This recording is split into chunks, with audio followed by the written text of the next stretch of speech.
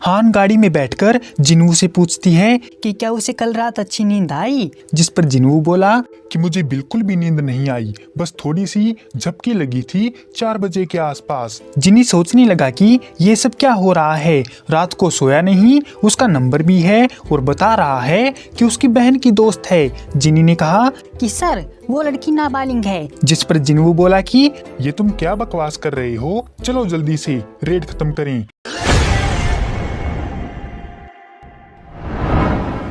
Gate के अंदर जाने पर जिनी ये देखकर चौंक गया कि मॉन्स्टर को परछाइयां पकड़ पकड़ कर धो रही हैं। जिन्वू उसकी हालत देखकर समझ गया कि ये उसके लिए पहली बार है, तो जिन्वू उसको झूठ बोलता है कि ये उसकी नई स्किल है। जिनी हैरान होकर बोला कि क्या तुम इन्हें समन कर सकते हो? जिन्वू ने कहा हाँ, मैं तुम्हें शब्दों में नहीं समझा सकता, लेकिन ये बस मेरे लिए काम करते हैं। जिनी देखता है कि जिन्वू के नौकर माना क्रिस्टल जमा कर रहे हैं। जिनी जिन्वू से शिकायत करता है कि उससे क्या गलती हो गई जो उसने क्रिस्टल जमा करने का काम भी उससे छीन लिया। जिनी रोने लगता है तो शैडो आर्मी उसको क्रिस्टल देती है। जिन्वू मन ही मन बोला कि ये लड़का काफी इंटरेस्टिंग है, लेकिन कल इसके साथ सभी रेड के कॉन्ट्रैक्ट खत्म हो जाएंगे। इसके बाद पूर्वी अमेरिका के पहाड़ी इलाके में हम देखते हैं कि वहाँ ए रैंक वाला डंजन खुला हुआ है और उसके अंदर से चिल्लाने की आवाजें आ रही हैं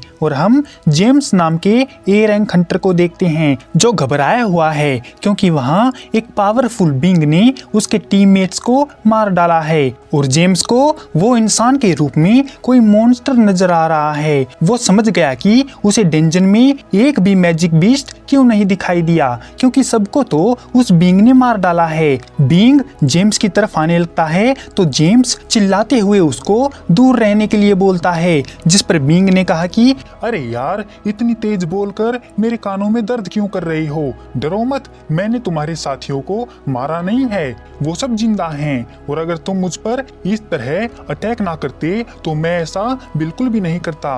और तुम डर क्यों रहे हो? मैं भी एक इंसान हूँ, कोई भूत थोड़ी ना हूँ। वैसे मैं कोरिया का रहने वाला हूँ और यहाँ यूएसए में मुझे रहने के लिए एक घर चाहिए। और दूसरी ओर सभी रेड के कॉन्ट्रैक्ट खत्म होने के बाद जिनी और जिन्वू एक जगह बैठकर खाना खा रहे होते हैं। जिनी ने कहा, मुझे माफ करना सर, हमारी इस मुलाकात को मैं एक बड़े लेवल पर ले जाना चाहता था। जिस पर जिन्वू बोला कि कोई बात नहीं जिनी, वैसे रेड खत्म होने पर अब तुम्हारा क्या करने का प्लान है? जिनी ने कहा कि मैं एक पेपर टेस्ट दूंगा, इसके बाद मुझे अपने गिल्ड मास्टर का लाइसेंस मिल जाएगा और फिर इस बारे में मैं अपने डैड से बात करूंगा।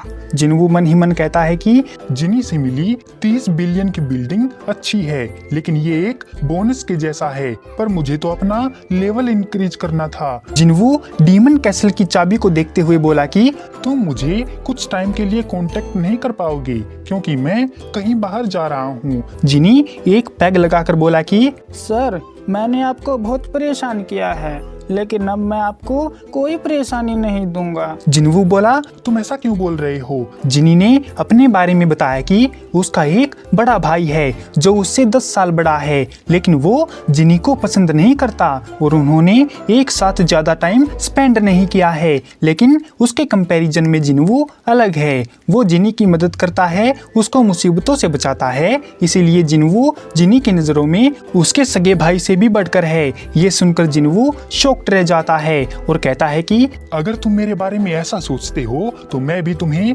अपने छोटे भाई जैसा मानूंगा। ये सुनते ही जिनी का दिल भर आता है और वो रोते हुए बोला कि सर, मैं आपको गले लगाना चाहता हूँ। उसे रोते हुए देखकर जिन्वू सोचता है कि ये सच में काफी अलग है। इसके बाद हम जिन्वू के घर पर देखते हैं कि जिन्वू एक बैग लेकर कहीं जाने की तैयारी में है। जिना ने पूछा कि वो अचानक से कहाँ जा रहा है? जिन्वू ने कहा कि वो 1 वीक तक कहीं दूर जा रहा है। जिना बोली कि तुम किसके साथ जा रहे हो? कहीं तुम्हें कोई गर्लफ्रेंड तो नहीं मिल गई? जिन्वू बोला, चुप करो, मैं अपने दोस्त के साथ जा रहा हूँ। जिन्वू वहाँ पहुंचकर जलते हुए शहर को देखता है और मन ही मन कहता है कि पिछली बार जब मैंने कैरबेरोस को हराया था तो मेरा लेवल 20 था, लेकिन अब मेरा लेवल 3 गुना ज्यादा हो गया है और लगता है कि मुझे अब ज्यादा मेहनत नहीं करनी पड़ेगी। जिनवू गेट के सामने आकर खड़ा हो जाता है और उसी चाबी को निकालता है जो डीमन कैसल को खोल सकती है। जिनवू गेट ओपन करके अंदर जाता है और एक हॉलवे में पहुंच जाता है, लेकिन जिनवू को आसपास कोई मॉन्स्टर नहीं दिखता। जिनवू के सामने उसका मिशन आ जाता है जो उसे पूरा करना है। पूरा कैसल डीमन से भरा है और जिनवू को उन्हें मारकर उनकी सोल इकट्ठा करनी होंगी और कैसल में 10,000 डीमन सोल हैं, जिससे जिनवू को काफी अच्छे रिवॉर्ड मिलेंगे और स्टोर से काफी बढ़िया वाले वेपन भी। जिनवू सोचता है कि अगर रिवॉर्ड इतने तगड़े हैं तो मिशन भी उतने ही तगड़े होंगे। जिनवू को लगा ही नहीं था कि वो ऐसे फील्ड टाइप डंजन में आ जाएगा। तो वहीं कोरियाई रेस्टोरेंट में हम देखते हैं कि जिनी अपने डैड के साथ बैठा हुआ है। उसके डैड पूछते हैं कि अच्छा तो तुम यूजिन गिल्ड को संभालना चाहते हो। जिनी अपने डैड को रेड के कॉन्ट्रैक्ट और अपना लाइसेंस दिखाता है और सोचता है कि डैड को मेरे और भाई में से किसी एक को सेलेक्ट करने में परेशानी होने वाली है। जिनी बोला कि अगर आप किसी बाहर वाले को गिल्ड दे देंगे तो इसमें दिक्कत हो सकती है। जिनी को रेड की लिस्ट दिखाते हुए कहा कि उसने अब तक जितनी भी रेड कंप्लीट करी है उनमें जिनवू का हाथ है। जिनी मन ही मन बोला कि मुझ में और मेरे भाई में कोई फर्क नहीं है क्योंकि हम दोनों ने ही दूसरों की मदद ली है। डैड ने पूछा कि अब तुम्हारे पास कुछ कहने को है? जिनी बोला कि मैं इस काबिल तो नहीं हूँ, पर आप मुझे ये गिल्ड दे दो। जिस पर डैड हाँ कर देते हैं। जिनी हैरान होकर बोला आप आसानी से कैसे मान गए? तो डैड ने बताया कि अगर बाहर वाले को गिल्ड देने में रिस्क है तो इस जोखिम को मैं तुम पर लगाऊंगा। और मजे की बात तो ये है कि मैंने तुम्हें उल्लू बनाया। तुम्हें एक चांस और मिल सकता है अगर तुम जिनवू को हमारी गिल्ड में ले आओ तो। जिनी कहता है कि मैं अपनी तरफ से पूरी कोशिश करूंगा। डंजन के अंदर जिनवू ने बहुत सारे डीमन को मार डाला है, जिसके लिए उसे 309 डीमन सोल मिली हैं, लेकिन कहां 10,000 और कहां 309। इसके बाद जिनवू को एक परमिट मिलता है जो उसे सेकंड फ्लोर पर जाने के लिए अलाउ करता है और उसे लगता है कि वो वहाँ ऊपर है। तो वहाँ जाने के लिए जिनवू अपने मॉन्स्टर शैडो को बुलाता है। जिनवू उसके ऊपर बैठा ही था कि उसने देखा कि 3 डीमन उसे घूर रहे हैं। तभी भालू बहुत तेजी से भागता है और उसकी स्पीड से जिनवू को लगा कि ये तो सच में जंगली है, इसीलिए इसका नाम टैंक होना चाहिए। और वो भालू रास्ते में उन तीनों को उड़ा देता है। यूनाइटेड स्टेट के वॉशिंगटन में हम हंटर ऑफ ब्यूरो में हंटर के डिप्टी डायरेक्टर को देखते हैं जो उस पावरफुल बीइंग को देख रहे हैं। डिप्टी पूछता है कि क्या इसकी पहचान हो गई है? एक हंटर ने बताया कि उसका कहना है कि वो साउथ कोरिया का हंटर है जो 10 साल पहले एक गेट में फंस गया था और जब आँख खुली तो उसने खुद को यूएसए में पाया। डिप्टी ने कहा कि ऐसा कैसे हो सकता है? एक हंटर अर्थ के एक हिस्से में फंसकर दूसरे हिस्से में से निकला हो। यकीन नहीं होता कि ये उस ए रैंक गेट में जिंदा ही नहीं उन ए रैंक हंटर को भी पीट दिया जो इसके सामने कुछ नहीं कर सके। दूसरा हंटर कहता है कि ये इंसानी यादों के साथ एक मॉन्स्टर है और बिना एस रैंक हंटर की मदद के बिना हम इससे कुछ पूछेंगे तो इसमें बहुत ज्यादा खतरा है। जिस पर डिप्टी ने कहा कि स्क्वेंजर गिल्ड के मेन हंटर को बुलाओ जो कोरिया गया हुआ है। ऑफ कोर्स यहाँ बात डोंगसू की हो रही है और डोंगसू इस बात पर गुस्सा है कि जिसे वो मारने आया था वो रेड गेट में फंस गया। डिप्टी के नाम पूछने पर हंटर ने बताया उसने कहा तो था, याद नहीं आ रहा है।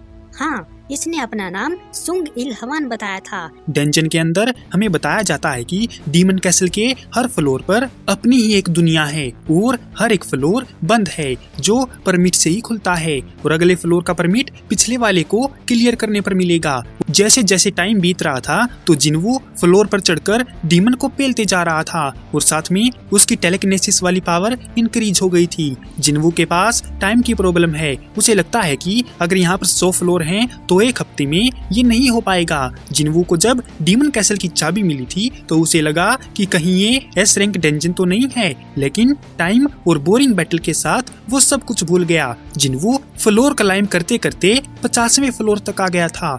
जिनवू निचले फ्लोर के रूलर वल्कन को देखता है जो बहुत बड़ा था और अपने थ्रोन पर बैठा था और साथ में उसके गार्ड भी थे। जिनवू सोचता है कि ये एक बॉस ग्रेड का डीमन है जो काफी खतरनाक दिख रहा है और मुझे इससे संभल कर लड़ना पड़ेगा। जादूगर उन पर फायर बॉल से अटैक करते हैं और जिन्वू इग्रिस आयरन को कहता है कि मैं आगे जा रहा हूँ, बाकियों को तुम्हारे पल्ले बांध कर। गार्ड अटैक के लिए आते हैं। अब यहाँ फाइट शुरू हो गई है, गार्ड वर्सेस आयरन और इग्रिस के बीच। जिन्वू सोचता है कि अगर ये गार्ड हाई रैंक वाले हैं तो मैं अपनी शैडो आर्मी को स्ट्रॉन्ग करता रहूंगा।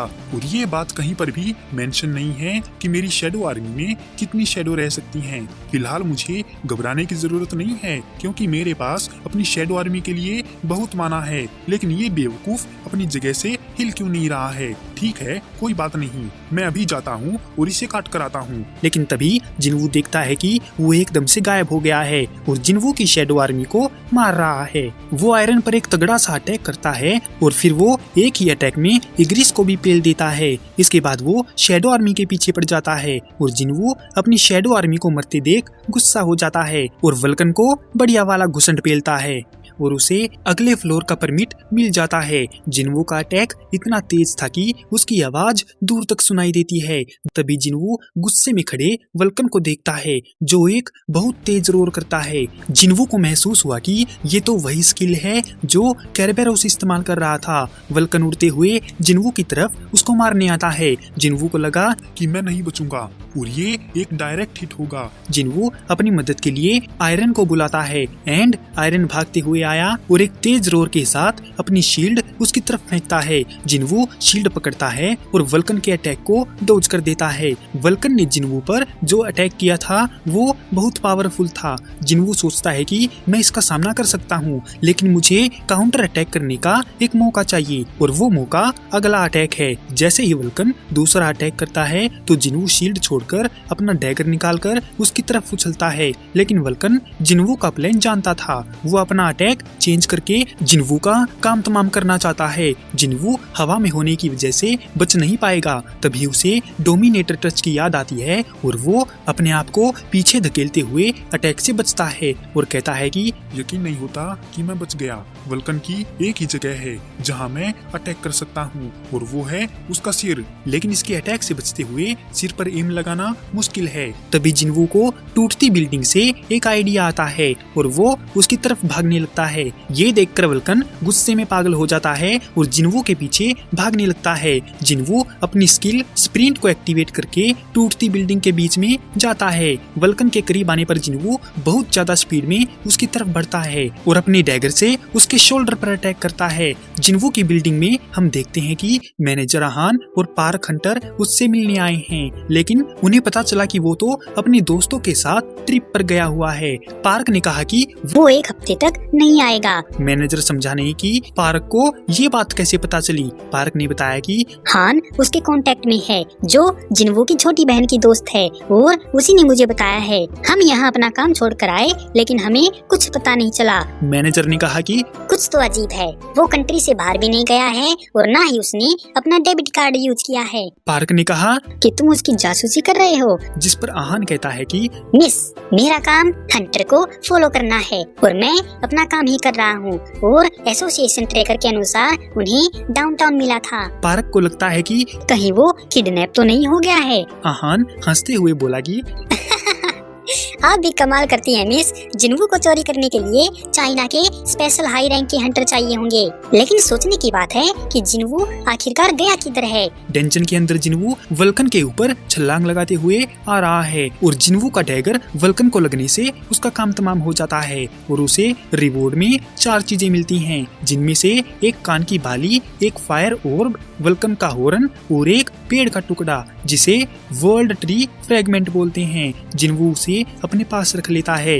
इसके बाद एक एस रैंक वाली डीमन मोनार्क ईयररिंग जो 20% तक स्ट्रेंथ इंक्रीज कर सकती है। जिन्वू उसको अपने कान में पहनकर बोला कि अगर मैं ऐसे ही डीमन को मारता रहा तो इसके जैसे और भी आइटम कलेक्ट कर सकता हूँ। आखिर में है ए रैंक वाला ऑर्ब जिसकी खासियत है desire for destruction, double magic damage. जिन्वू इसका ट्रायल लेने की सोचता है कि तभी ऊपर से डीमन की खोपड़ियां आकर गिरती हैं। ये इग्रिस था जिसने उनकी माँ बहन कर दी थी। इतने में ही जिन्वू की नजर आयरन पर पड़ती है जो बड़े से डीमन को बड़े ही बैडस तरीके से खींचते हुए ला रहा था।